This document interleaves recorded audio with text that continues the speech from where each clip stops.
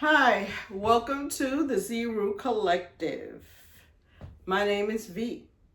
And if you were following me over at Persistent Consistent Hustle, PCH for short, but you've come on over here too to follow me because of the crafts, thank you so much. For those of you that are new, never seen me before, this is your first time you're seeing this channel, because this is only video too for this channel. Um, Thank you for coming over. Well, I should say viewing me, and hopefully you will be on this journey too with me for the Z Collective, which is about crafts, tutorials, new products, and all that good stuff. Okay. Today, what I'm talking about, right, is equipment. Now, this is the equipment that I have used. We as crafters, a lot of us have a lot of equipment that we use, okay? However, there is always room for more equipment. These are some of the things I may not use all the time, but still they get used eventually. And this is usually how it goes for me. And of course, I have introduced some new things into the mix. However, there are still things that yet I want to purchase, and I will talk about that too. All right.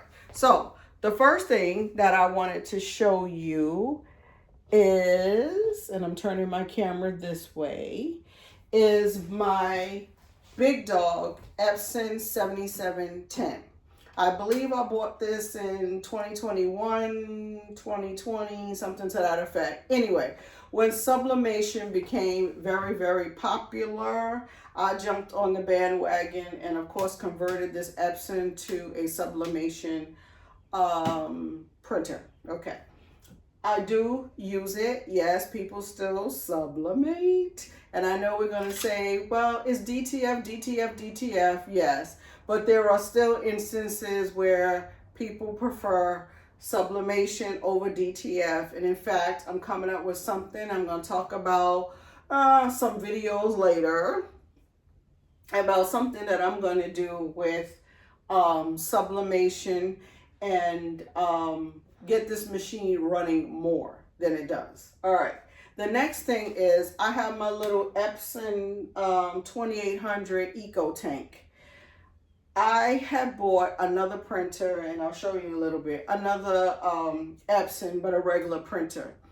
And I had the opportunity to use an Eco Tank. Actually, I think you all, well, if you've been following me, you know that part of one of my jobs, quote unquote, is that I teach a middle school t-shirt class where you do t-shirts and crafts and stuff like that. So anyway, there was a bigger Epson there in the classroom, and of course I fell in love with it because I could print a whole lot more things. So I bought myself one, and so this is what this is used for. All the good stuff that we make, crafts with, that we need a printer that can give us more bang for our buck as far as ink is concerned, because we all know that ink can be expensive, especially if you're printing a lot of things. All right, so the next thing that I want to show you is, let me bring my camera down some. The next thing that I want to show you, and I apologize for the lighting. It's cloudy. The clouds go in and out, and it's kind of like messing up my lighting right now, and I have two lamps on. But anyway, this is my heat press. I bought this heat press from Amazon back in 2020 when we were home and starting these businesses. So I had this. It worked for years.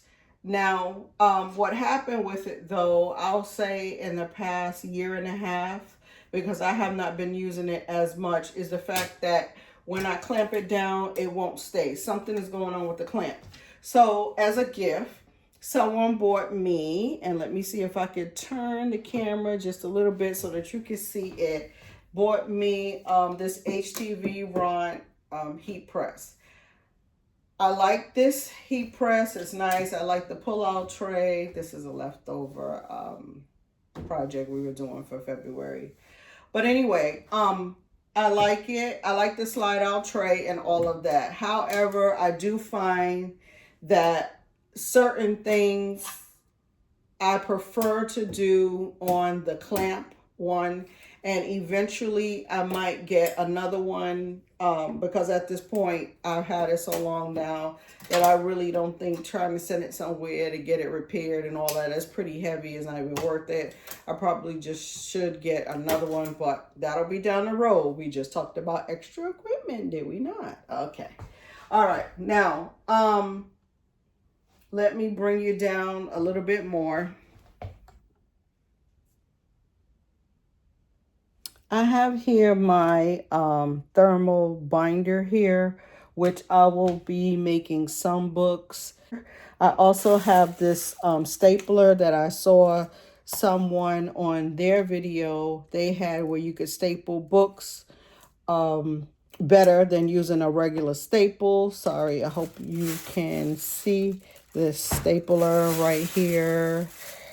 And then I have my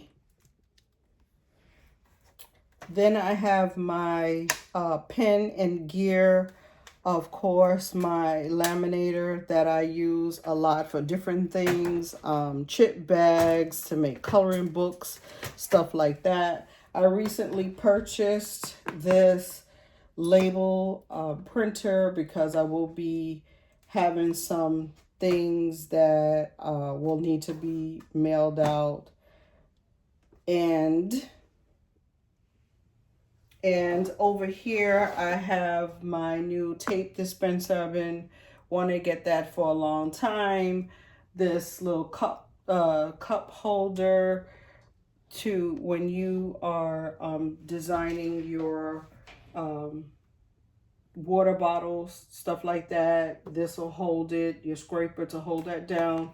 I bought these last year and I did a video about these. I haven't had a chance to use them yet, but they are extenders for your Cricut machine to extend, to make it a longer, to an extender for you to put the mat on, just to help guide the mat. So I have two of those. It's supposed to be one for each machine, which I'm going to talk about in a minute.